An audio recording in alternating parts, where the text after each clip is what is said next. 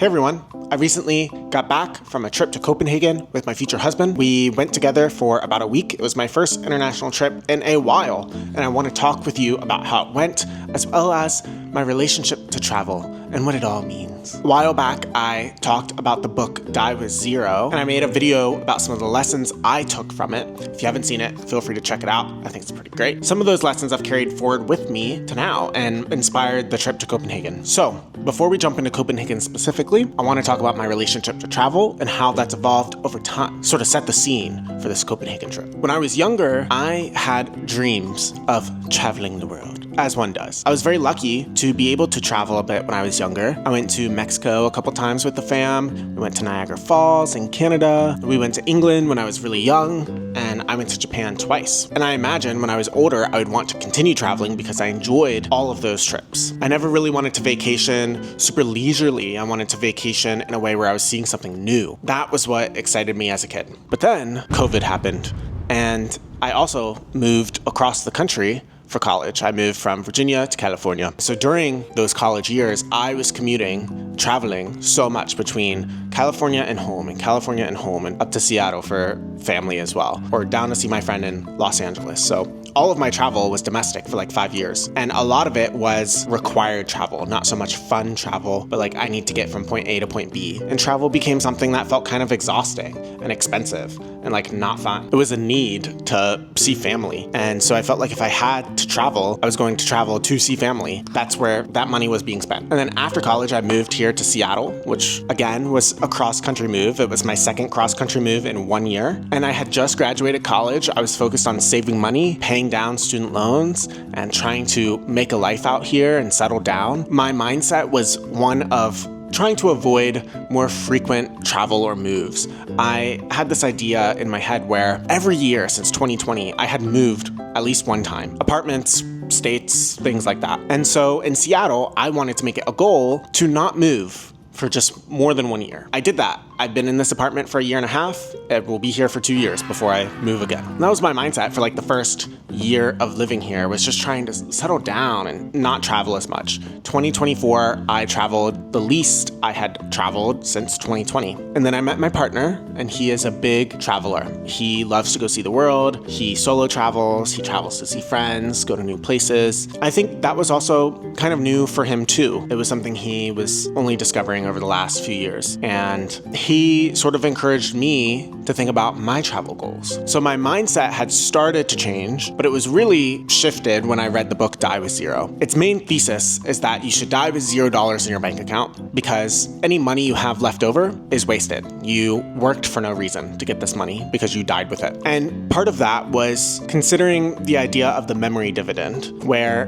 my focus had been so much on things like saving and investment returns and dividends in those ways that I was prioritizing saving over new experiences and new learning. And when you think about traveling and going to a new place and the way it changes you, that experience provides its own dividend in the way that it's changed you and continues to evolve over time in your life. Even if an event doesn't change you, investing in an experience that has meaning in some way, whether it's something you look back on fondly, that provides dividends over time. Or you tried something new and you're proud of yourself for doing it. That provides dividends over time. It changes the story of who you are. I think reading that book was really fundamental in shifting the way I think about travel to something that I need to prioritize now while I have the physical and health capability to travel, and I can really maximize the dividends that will be paid from this travel as I'm still young and will have the next, hopefully, 50 years to think about these events and remember them and look at the photos. And so in 2025, I made it a goal to travel more. I wanted to take one big international trip per year and have some other trips in between. And I can proudly say, in the first half of 2025, I have traveled more than any year since 2020. As a very quick recap, in February, I went to Vancouver with my dad. It was my first time being out of the country in 7 or so years. It was an incredible experience, had so much fun. And then about a month later, my friends and I, we all rented a big house out in Canada as well and traveled to Canada again and just stayed in this house for a long weekend and had fun and watched movies and cooked each other breakfast, which that trip was so memorable and really strengthened a lot of the relationships I had with those friends. So thankful for that trip. Wish it was longer and can't wait for the next one. My partner and I, we took a last minute trip to Boston in May to go see his friend graduate from dental school, which was so cool. It was such a whirlwind. It was just a weekend trip and I didn't get to see too much of Boston, but what I did see, I loved. I loved the architecture. The city looked incredible. It was so good meeting his friend who means a lot to him, and us being able to meet for the first time was just important. And then Copenhagen. It was so much fun. This was my partner and I's first big international, the two of us together, romantic trip. We'd done some traveling, but we're always with friends or things like this. So this was our big one where it was just the two of us for a whole week.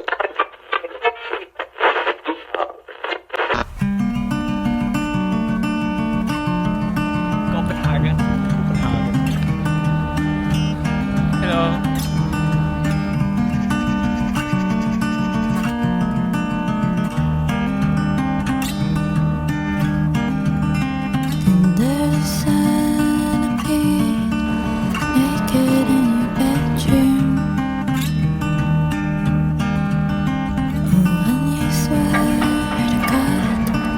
The jellyfish.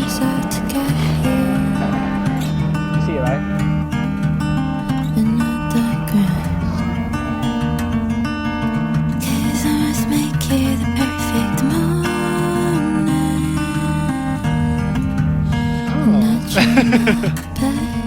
Wow. It smells good. Skip the slugger.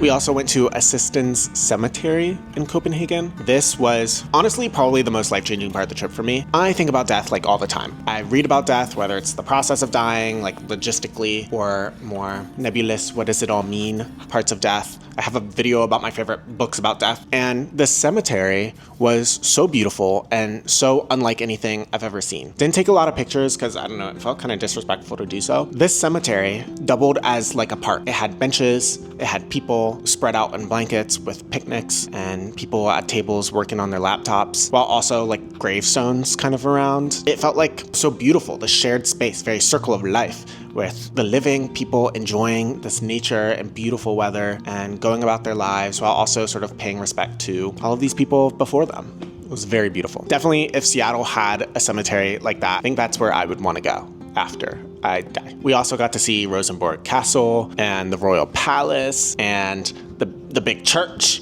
Got to do some shopping, even though things are so expensive. Their pastries are very sweet and very yummy. Their chai was like a sugar rush, which was good for the first few days, but I think by the last few I was getting over-sugared. It was a fun time. It wasn't life-changing because honestly, it felt kind of like Seattle, but it was very much a good first international trip when you haven't been on one in so long, and you can sort of figure out what it's like, just sort of the actionable steps on something that didn't feel too uncomfortable, but also kind of new. Things like, how do you get self-service, or what is customs like? Things like that, where I had to relearn those experiences. My partner and I also learned a lot about each other and how we like to travel together, and trying to figure out how we can balance like going out and doing and seeing things while also taking rest and just enjoying where we are at and recovering and vacationing. So next up for us, I'm going to Chicago in July, August time. So if you have any recs, please let me know. Also going to Denver in September, and then back to Virginia for some family travel around Christmas time. And I'm very excited for our next big international trip, which we are hoping will be Japan. So it's going to be a busy year,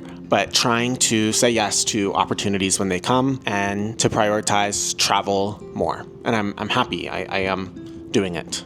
Anyways, I want to hear more about your relationship to travel and how maybe that's changed over time. I definitely think it sort of ebbs and flows with the other, travel obligations you have in your life. And I would encourage you to just think about your goals when it comes to travel. whether that's do you want to travel more or less and how actionably you want to do so, whether that's saying yes to new experiences more often or that you need to plan something so it will get set up rather than just nebulously, saying yes when something comes along. How do you want to travel? Do you want to travel with friends or solo or with a partner? Do you want to travel in first class and have like luxury, or do you want to backpack across Europe? I'd love to know more about how you're traveling, hopefully get some inspiration for you, but would definitely encourage you to think about your own goals as well. Anyways, great experience. Could not recommend more. Definitely check out Copenhagen if you're in the area. But that is all for me. So thanks for watching. Until next time.